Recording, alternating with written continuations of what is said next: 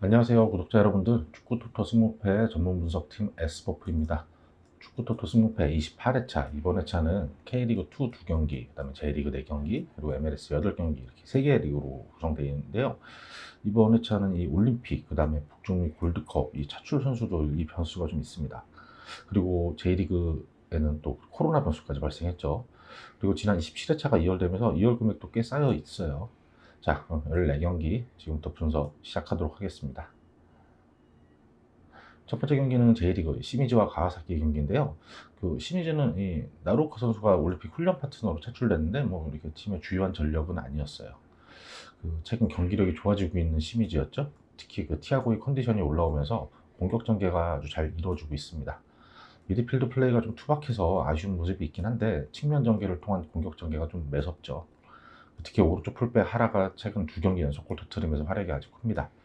그 하라는 이 브라질 출신의 페레이라의 백업 선수였는데 페레이라 부상 이후에 확실하게 자기가 자리를 차지하면서 대처하고 있어요.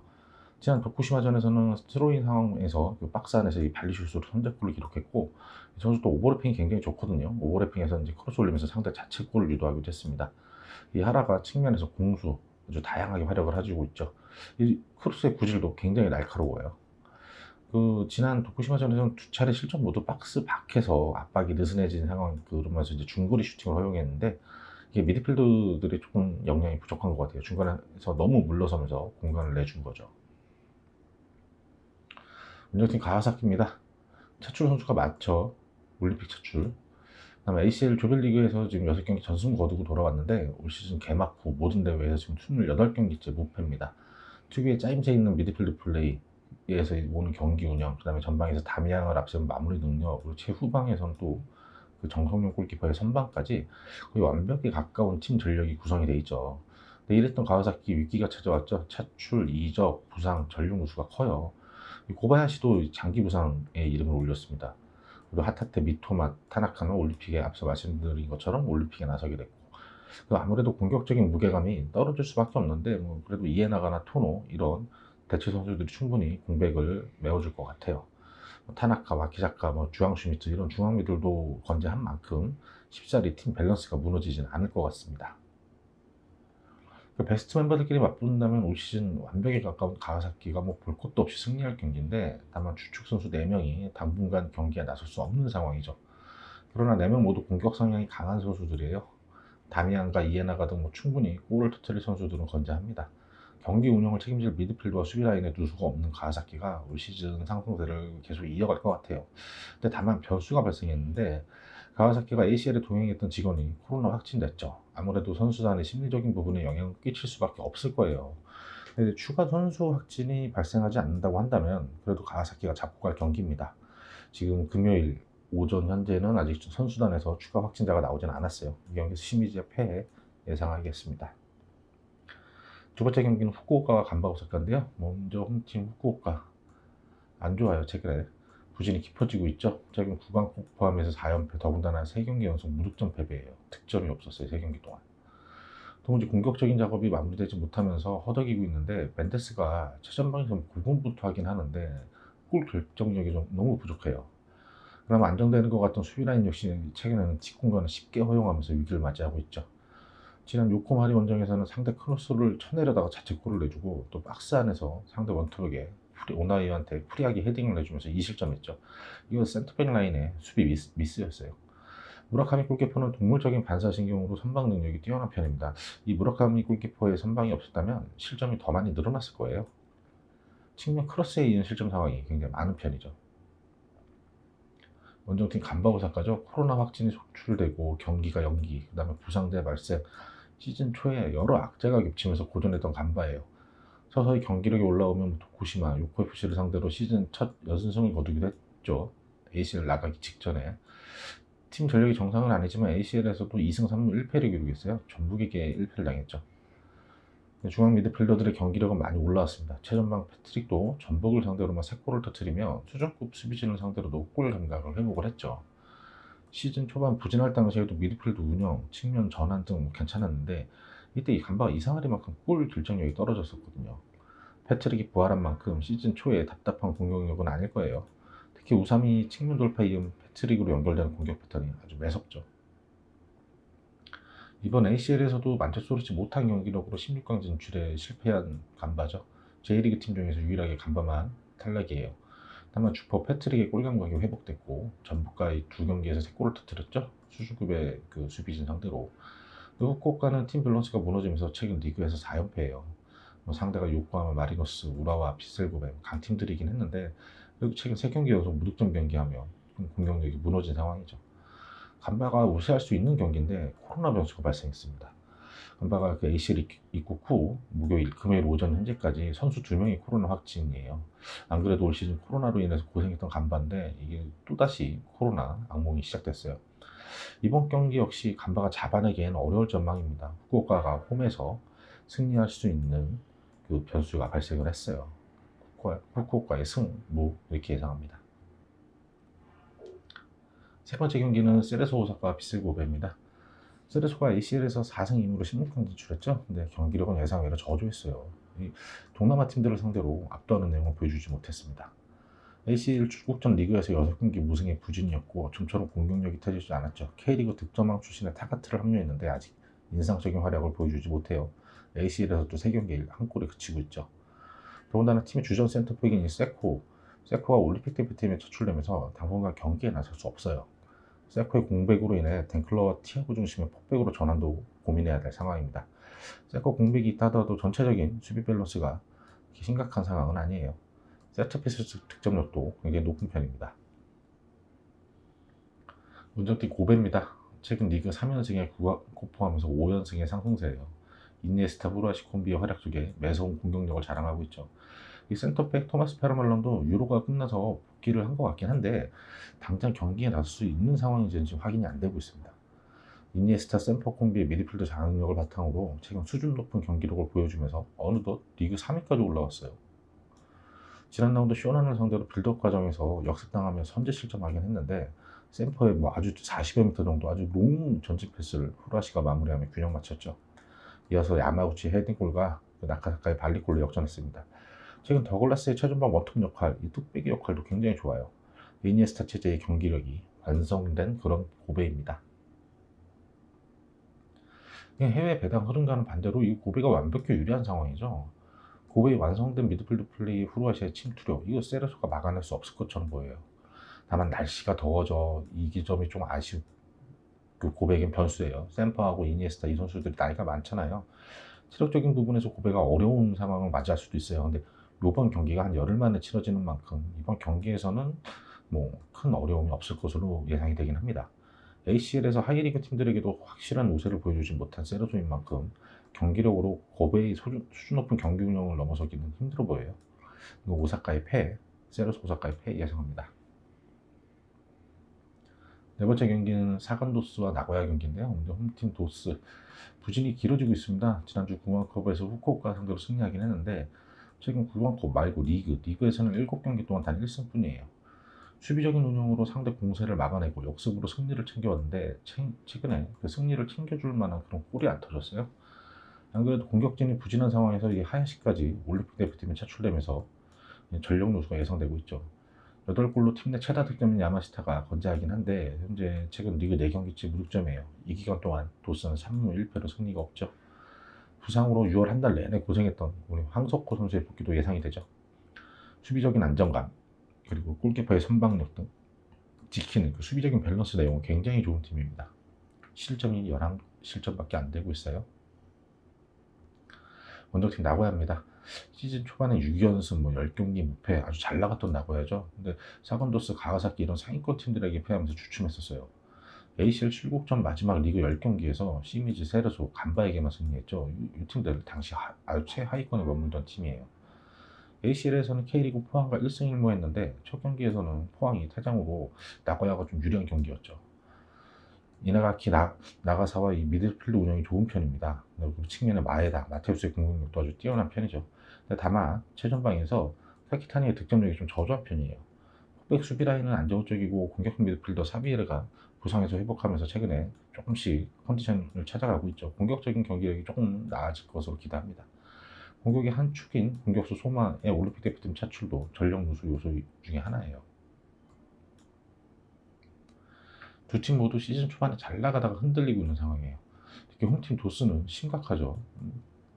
득점력이 문제입니다. 도스는 수비적인 부분은 워낙 잘하고 있어요. 잘 틀어맞고도 이 한 골이 부족해서 승리를 놓치는 경우가 허다하죠. 나고야는 시즌 초반의 상승세가 한풀 꺾여 있어요. 부상자들이 복귀하면서 경기력이 나아질 것이라는 기대감은 있죠. 마테우스, 그다음에 뭐 야마사키, 마에다 이런 이성 공격 자원들의 활약이 기대됩니다. 활발한 침투를 통해서 도스의 수비진을 괴롭힐 것으로 예상이 돼요. 이 경기 나고야가 우세한 경기를 치르겠지만 두 팀 모두 워낙 수비 밸런스가 잘 잡혀 있는 만큼 무승부 가능성도 굉장히 큰 경기 같아요. 도스의 무패 예상합니다. 다섯 번째 경기는 K리그2 전남 드래곤즈와 충남 아산의 경기죠. 먼저 홈팀 전남입니다. 정경준 감독 스타일이 팀의 완벽 교도가 되면서 올 시즌 선두권 질주하고 있어요. 여름 이적 시장을 통해서 노련한 수비수 최우정을 영입했고 하면서 수비력이 한층 더 견고해졌죠. 지금 12실점밖에 안 했어요. 20경기라는 동안에. 어마어마해요. 그 다음에 김병호, 이석현 이런 확실한 스타일의 공격 진영 선수들도 영입하면서 저조한 공격력, 득점력도 보강을 했습니다. 원체 수비적인 부분은 잘 소화하고 있고 골키퍼 라인도 K2 수준에서는 굉장히 안정적이죠. 지난 라운드 부산을 상대로 이정호의 결승골로 또 승리했어요. 근데 이 경기에서 올렉이 부상으로 교체 아웃되면서 현재 출전 여부가 불투명하긴 한데 이 경기에서 그 플레이 코치 최효진이 느련하게 잘 대처를 해줬어요. 근데 올렉이 뭐 나오지 못한다면 3백 형태의 수비 전술 변화도 가능한 그런 전남이죠.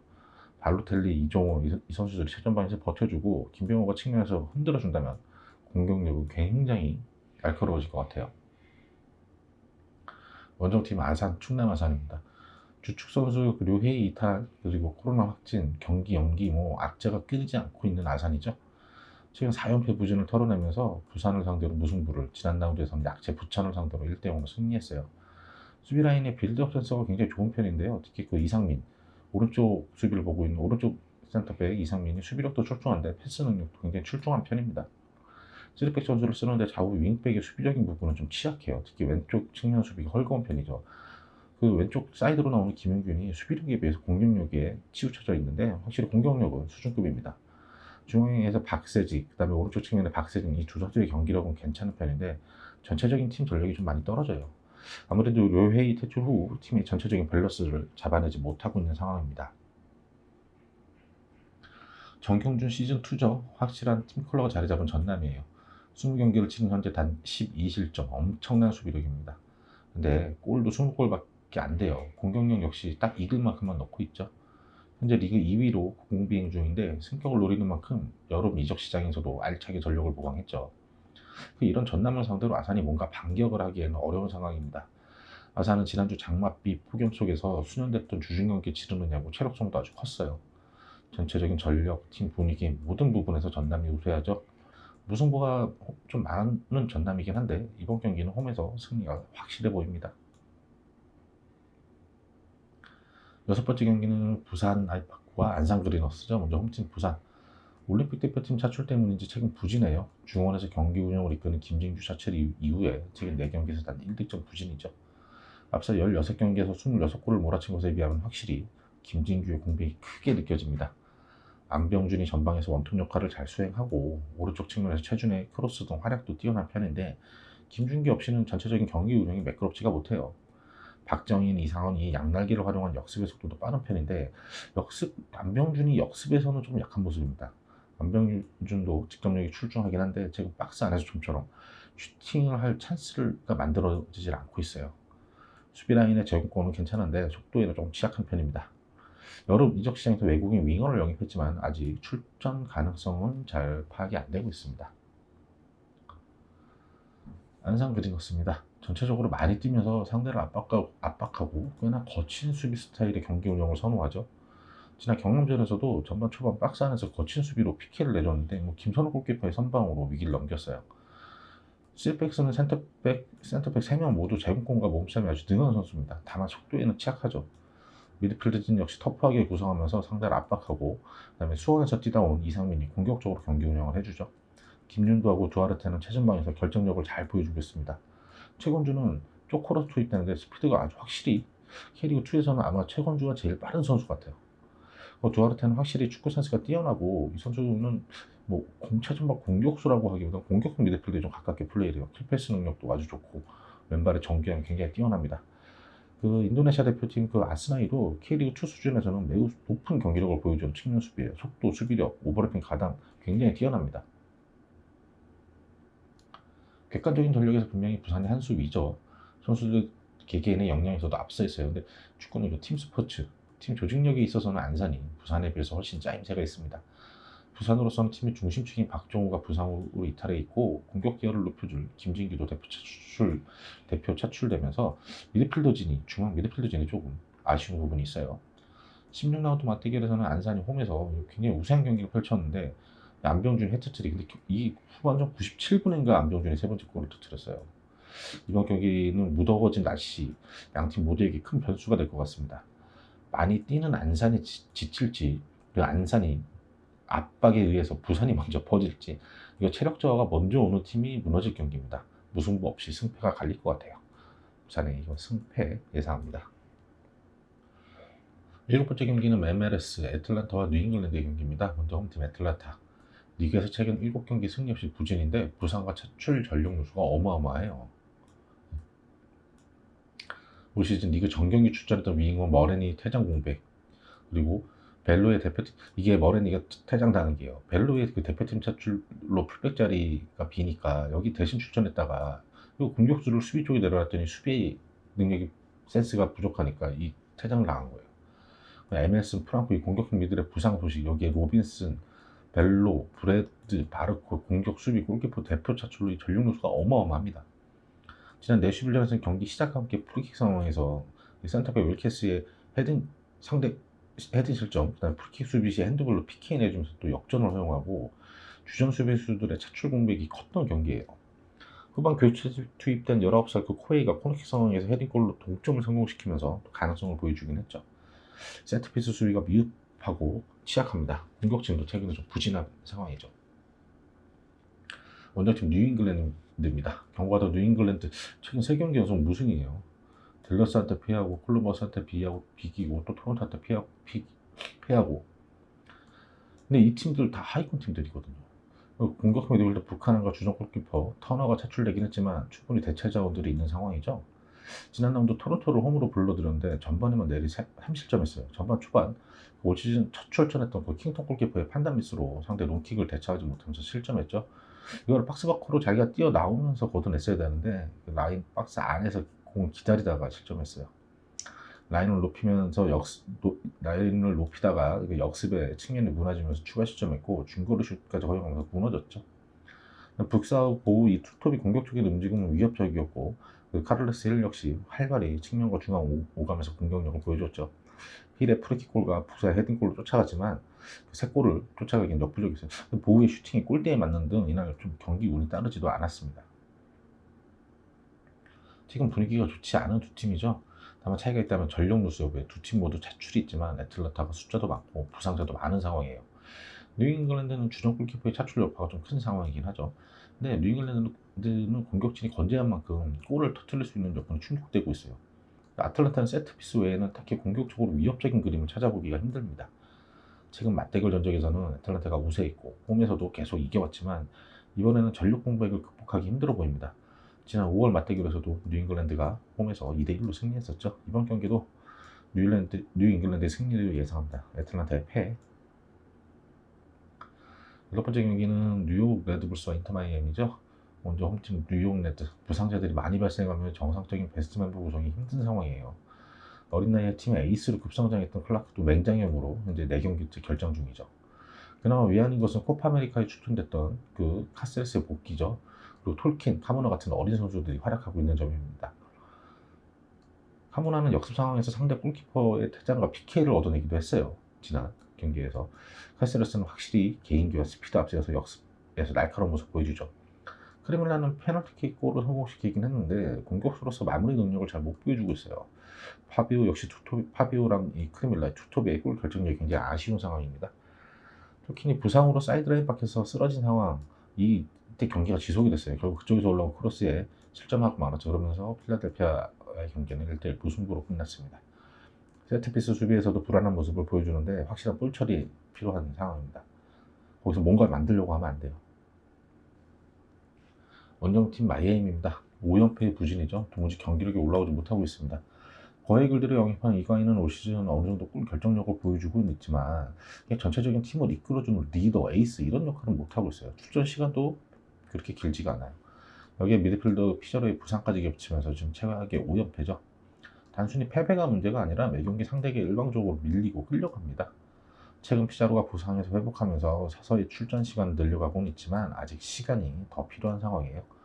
곤잘레스 피가 이 두 센터백은 투지가 뛰어나고 몸을 사리진 않는데 민첩한 움직임, 발밑이 좀 약점이 있습니다. 지난 몬트리올전 역시 상대의 빠른 패스 전개에 휘둘리다가 실점하며 무너졌죠. 뉴욕 레드가 부상자가 많이 발생했지만 젊은 선수들이 기대 이상의 활약을 펼치면 최근 안정세예요.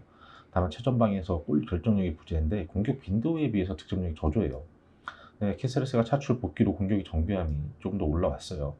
반면 인터마이미는 총체적인 문제죠. 공격도 안 되고 수비도 안 되고 5연패의 부진, 좀처럼 부진의 끝이 안 보입니다.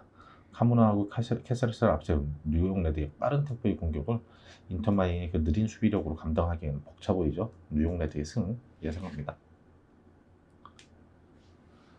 9번째 경기는 콜럼버스와 뉴욕시티 경기입니다. 퇴장 징계, 대표 차출, 전력 공백이 굉장히 큰 콜럼버스예요. 특히 주전 골키퍼의 차출, 원톱 자라데스의 차출, 여기에 주전 풀백인 아프의 퇴장까지 악재가 겹쳤습니다. 차출 공백이 큰 상황인데요. 지난 라운드 신시내티전에서 대체 출전한 기친, 해리스턴 이런 중앙 미드필더들이 기대 이하의 경기력이었어요. 경기 시작과 함께 느슨한 압박으로 실점했고 보시 골키퍼도 손쉬운 슈팅을 막아내지 못하면서 좀 무너졌죠. 그래도 전반 막판 아프의 퇴장 이후 수적 열세에도 두 골을 쫓아가는 저력을 보여주긴 했습니다. 젤라야란이 최전방부터 미드필더까지 홀로 책임지면서 중거리골로 추격을 하고 후반 교체 투입된 베리한테 저지 패스를 찔러주면서 동점골을 만들어내긴 했죠. 전체적으로 흔들리고 있는 상황입니다. 원정팀 뉴욕시티입니다. 주전 골키퍼와 센터백 차출로 뒷문이 불안해진 뉴욕시티예요. 지난 몬트리올전에서는 센제 차출로 중용하던 포백에서 3백으로 전환했죠. 팍스를 앞세운 특유의 공격적인 경기 운영으로 기세를 잡긴 했는데 이 수비 뒷공간이 열리면서 좀 불안한 모습이었어요. 타주리가 측면에서 흔들기에 이은 크로스, 그 다음에 팍스의 선제골로 앞서 나갔는데 이비가이 박스 안 파울로 피케를 내주고 결국 문제되던 뒷공간이 무너지면서 역전골을 내줬죠. 카스텔라노스, 모랄레스, 메디나, 차주리, 팍스 이런 공격 자극을 전개할 선수들의 능력은 아주 건재한데요. 공격적인 경기 운영이 득점력 다 좋은데 불안해진 뒷문에 대한 해법을 찾아야 되는 상황입니다. 다시 포백으로 전환해야 될 것 같아요. 3백 너무 불안한 경기력이었습니다. 죽추 선수 차출에 퇴장까지 약재가 겹친 콜럼버스죠. 믿을 수 있는 건 젤라라인의 개인 기량뿐. 근데 축구가 팀 스포츠잖아요. 젤라라인이 아무리 기량이 뛰어나도 뒷받침해줄 동료들이 쫓아오지 못하는 상황입니다. 더군다나 수비 진영, 골키퍼의 전력 누수가 너무 큰 상황이죠.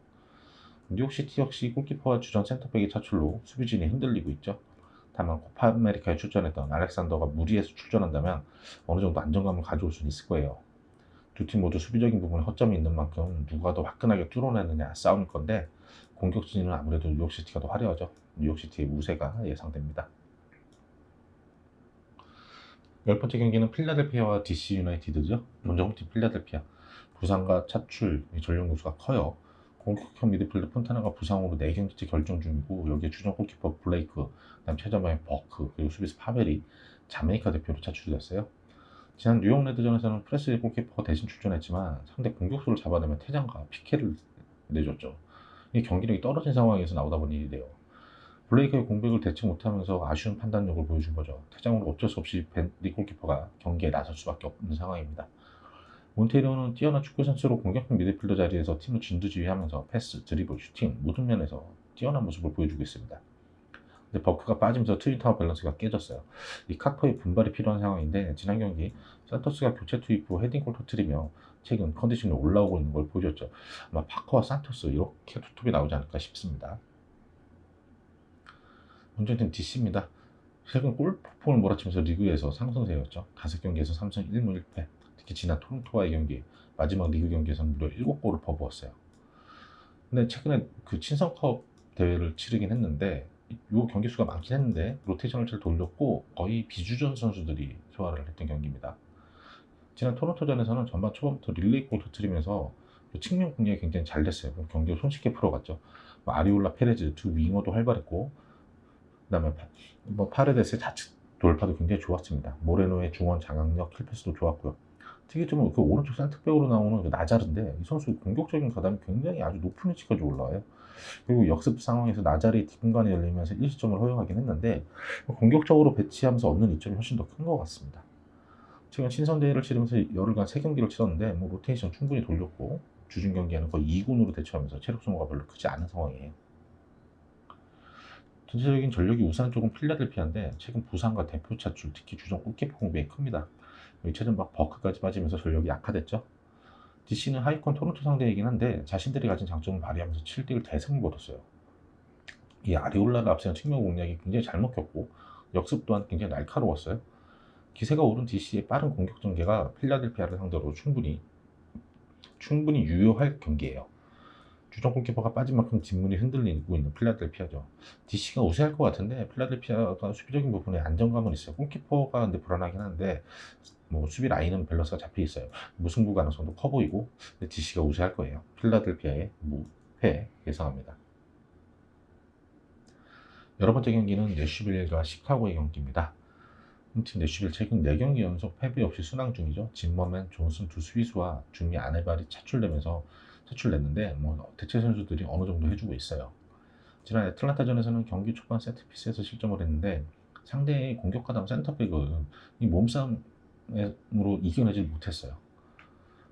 코너킥 상황에서 진범의 차출로 선발 출전했던 그 아니바바가 동점골 터뜨리면서 제공권에서 강한 모습을 보여줬습니다. 무크타르가 다시 최전방으로 올라가면서 PK로 골도 넣고 골 운반에서 직접 마무리 슈팅까지 공격적인 부분을 다 소화를 시키고 있어요. 사풍이 득점에는 실패했지만 무크타르의 파트너로서는 뭐 좋은 호흡을 보여주고 있고 공격형 미드필더 레일도 순간적인 공간 집중이 굉장히 뛰어난 모습입니다. 세트피스에서 헤딩으로 20점한 게 굉장히 아쉬운 부분이죠. 제공권은 충분히 가지고 있는데 몸싸움으로 그걸 눌러내지 못하는 상황이었어요. 올 시즌 홈 5경기에서 패배 없이 홈에서 강한 모습을 보여왔어요. 원정팀 시카고입니다. 대표 차출 루수는 별로 없는 상황이죠. 칼보가 차출되긴 했지만 뭐 피네다, 카플로프, 보스테인, 3백 조합으로 대처를 잘하고 있어요. 저조한 득점력으로 고전하더니 최근 3경기 연속 3득점이에요. 공격력이 미쳤습니다. 앞서 필라델피아전은 세트피스, 상대 자책골 뭐 이런 상황이었는데 이어진 애틀란타전은 알리세다의 멀티골과 프랑코스키의 세기골로 3대0 완승 거뒀어요. 지난 올란도전 역시 세클릭 베릭 오포르기스 골로 3대1로 승리했죠. 경기 주도권을 내주면서 수비적인 운영을 하는데 역습의 속도가 매우 빠르고 이 알리세다가 부상해서 복귀한 후에 골 결정력이 팀 전체가 굉장히 골 결정력이 높아졌어요. 알리세다와 프랑코스키 공격 진영에서의 호흡이 좋고 메드란의 경기 운영도 굉장히 뛰어납니다. 베릭도 지난 올란도전에서 골로 12경기 만에 득점포를 다시 가동을 했어요. 전체적으로 팀이 속도가 굉장히 높아지고 공격적으로 변화하고 있죠. 최근 기세가 좋은 두 팀이죠. 내슈빌은 전체적으로 안정된 전력이지만 주전 수비수들의 차출 공백이 있긴 해요. 시카고는 앞선 9경기에서 4골이 그쳤어요. 근데 최근 3경기에서 9골입니다. 이게 팀 분위기가 완전히 바뀌었어요. 한 달 전 맞대결이라면 내슈빌이 어렵지 않게 무조건 홈에서 승리를 할 경기였는데 지금 시카고의 분위기를 본다면 내슈빌이 홈에서 크게 고전할 수밖에 없는 상황입니다. 메드란의 안정적인 경기 운영, 그다음 전방에 알리세다와 공격형 미드필더 프랑코스키의 호흡까지 움직임, 슈팅력, 침투, 뭐 여기 베릭의 뜻빼기까지 굉장히 공격 진영이 짜임새가 좋아졌어요. 기세가 오른 시카고가 배당과 반대로 이게 내슈빌을 꺾어낼 것 같습니다. 내슈빌의 패 예상합니다. 12번째 경기는 콜로라도와 사무사의 경기입니다. 먼저 홈팀 콜로라도. 차출로 치르는 첫 경기죠. 공격수 루이스, 풀백 샘의 차출 공백이 크지 않을 것 같지만 중앙 공격형 미드필더 그 켈리 아코스타의 공백이 좀 걱정이 돼요. 중원에서 안정적인 경기 운영, 그다음 넓은 시야로 팀을 조율해온 아코스트를 대처하기에는 힘들어 보입니다. 프라이스 혹은 바셋이나 베네zet 같은 선수가 중앙 미들로 나설 것으로 예상이 되는데 공격적인 부분은 어느 정도는 될지 몰라도 전체적인 안정감에서 떨어질 것 같습니다. 지난 미네소타전에서 아르헨티나 출신의 20살 어린 측면자원 갈바니의 현란한 발재간과 남의 투비의 기술력 그리고 확실한 슈팅으로 시즌 첫 골을 보여주면서 부상에서 회복한 모습을 보였죠. 브라질 출신의 그 시누시크도 후반 교체 투입되면서 베네zet과 원투 패스로의 세골 확실한 결정력을 보여줬습니다. 스피드가 빠른 선수들이 공격진에 더 보강된 상황이에요. 원정팀 사무세입니다. 연패는 벗어나긴 했는데 8게임 동안 승리를 거두지 못하면서 부진을 허덕이고 있어요. 그나마 위안인 것은 최근 침묵했던 득점포가 지난 미네소타전에서 터지면 2대2 무승부를 기록한 거죠. 강한 전방 압박으로 상대 수비 실책을 이끌어낸 에스피노자의 패스를 카우엘이 골로 기록했어요. 이 17살의 어린 친구인데 최근 2경기 연속골로 올 시즌 벌써 4골이나 터뜨리고 있죠. 그러나 수비 진영에서 계속해서 잔실수가 나오면서 위기를 맞이합니다. 세트피스 상황에서 문전 혼전 상황, 골을 걷어내지 못하면서 동점골 내주고 이 세트백끼리 부딪히면서 찬스를 내주는 등 이 실수가 너무 많아요. 결국 페널티킥 내주면서 추가 실점했죠. 키카노비치가 후반 리그 데뷔골 성공하면서 동점을 이루긴 했는데 전체적으로 수비진의 기량 미달로 어려운 경기들을 펼치고 있습니다. 3경기에서 실점이 10개예요. 두 팀 모두 팀의 중심 균형을 잡아줄 그 중앙 미드필더가 차출이 됐죠. 지금 갈반이 합류하면 공격진의 스피드가 한층 업그레이드된 콜로라도가 어렵지 않게 홈에서 승리할 것으로 보여요. 수비 라인의 어이없는 실수 연별로 좀처럼 밸런스가 잡히지 않는 사노세가 콜로라도의 속도감을 따라잡기는 어려워 보입니다. 최근 홈 맞대결 전적도 콜로라도가 우세해요. 콜로라도 래피스의 승 예상합니다. 13번째 경기는 LAFC와 솔트레이크입니다. 홈팀 LA, 최근 원정 2연승 거두면서 상승세죠. 5경기에서 1패를 기록하고 있는데 1패가 강호 캔자시티한테 패한 거예요. 벨라의 컨디션이 올라오면서 전체적으로 공격진이 안정됐어요. 벨라 롯이 투톱의 파괴력에 최근 시펜테스의 득점력도 폭발하고 있습니다. 김문환 역시 이 공격형 풀백으로 완전히 팀에 녹아들었어요. 측면뿐 아니라 박스 안으로 침투하기도 하고 MLS 이 리그에 완벽히 적응을 끝낸 모습입니다. 풀백 수비 라인도 안정됐고 로메로 골키퍼의 선방 능력도 뛰어나죠. 최근 팀 밸런스가 확실히 안정된 모습이에요. 최전방 투톱 외에도 다양한 선수들이 득점골을 터뜨리며 승리를 챙겨가고 있죠. 원정팀 솔트레이크입니다. 최근 9경기에서 단 2승에 그치고 있는데 그 2승을 거둔 상대 모두 최하위 밴쿠버입니다. 11경기에서 18득점을 기록하면서 공격력이 되게 괜찮아 보여요. 근데 최다 실점팀 밴쿠버에 기록한 7골을 빼면 9경기에서 11골로 그렇게 득점력이 좋은 편은 아니죠. 그러니까 지금 솔트레이크의 기록은 밴쿠버전을 좀 걷어내고 봐야 되는 상황이에요. 지난 밴쿠버전 경기는 경기 초반부터 상대 수비와 골키퍼 실책으로 크렐리아치가 선제골을 기록하고 지속적인 공세를 펼치면서 흔들리는 밴쿠버 상대로도 후반에 3골을 더 몰아쳤죠. 공격형 미드필더 크렐리아치가 올 시즌 지금 11경기에서 7골을 몰아치며 확실한 한방을 보여주고 있죠. 근데 최전방 공격수들의 부진은 좀 심각한 상황입니다. 시즌 초반 하락했던 루빈이 최근 침체된 상황이죠. 팀의 수비 밸런스가 나쁘지 않은 만큼 최전방 자원들의 득점포만 터진다면 성적이 조금 더 올라올 것 같아요. 최근 상승세인 LAFC와 지난 라운드 다득점 경기를 펼친 솔트레이크죠. 다만 솔트레이크의 상대는 약체 밴쿠버였어요. 두 팀 모두 수비적인 밸런스는 안정적으로 잡혀 있습니다. 공격적인 측면에서는 현재 득점수는 솔트레이크가 위지만 내용적인 측면에서는 LAFC가 훨씬 더 우월하고 짜임새가 있죠. 지난 7월 4일 맞대결에서도 시펜텐스의 골로 LAFC가 원정에서 승리를 거두고 돌아왔죠. 이번 경기 역시 LAFC가 빠른 공격력으로 우세하게 치를 건데 이 솔트레이크의 크렐리아치의 묵직한 한방이 있는 만큼 무승부 가능성도 열어두는 것이 좋을 것 같아요. LAFC의 승무 예상합니다. 마지막 14번째 경기입니다. 포틀랜드와 댈러스의 경기죠. 주전 골키퍼 아치넬라, 스티브의 부상 이후 여러 골키퍼들이 돌아가면서 나오고 있는데 확실히 안정감을 못 주고 있죠. 부상에서 복귀한 노련한 스티브가 최근 나서긴 했는데 지난 경기 4실점, 최근 3경기에서 7실점이에요. 콜롬비아와 칠레 대표로 코파 아메리카에 참여했던 카라이미와 모라의 출전 가능성은 열려 있는데 확실하게 출전을 무리해서 시킬지는 좀 변수입니다. 지난 라운드 오스틴 원정에서 수비 라인이 무너지며 패했는데요. 측면, 중앙 할 것 없이 상대의 물오른 공세에 수비 라인이 전체적으로 흔들렸어요. 역습 수비도 전혀 대처하지 못했고 세트피스 수비도 안 됐습니다. 그나마 FC가 측면 크로스를 잘 받아내며 한 골 만회하는 데 그쳤죠. 팀의 주축 미드필더와 공격수가 코파 아메리카 자출로 오랜 시간 자리를 비운 사이 전체적인 팀 밸런스가 무너져 버렸습니다. 원정팀 댈러스입니다. 최근 10경기에서 단 2승에 그치면서 도무지 부진을 벗어나지 못하고 있는데요. 수비 라인에 무너진 게 큰 결함이에요. 공격진도 시즌 초반 활약했던 오브라이언의 최근 컨디션 조화로 경기력이 떨어졌고 프랑코도 2골에 그치고 있죠. 그나마 18살의 영건 페피가 최근 5경기에서 4골 몰아치며 기대를 모으고 있습니다. 공격력은 어느 정도 살아날 기미가 보이는데 수비 진영의 밸런스가 완전히 무너졌습니다. 세트피스 수비도 안 되고 중원에서 장악력이 떨어지고 압박이 느슨하면서 상대의 패스 플레이를 전혀 저지하지 못하고 있어요. 안 그래도 미드필드 장악력이 떨어진 상황에서 브라이언 아코스타의 차출로 더욱 어려워진 상황이죠.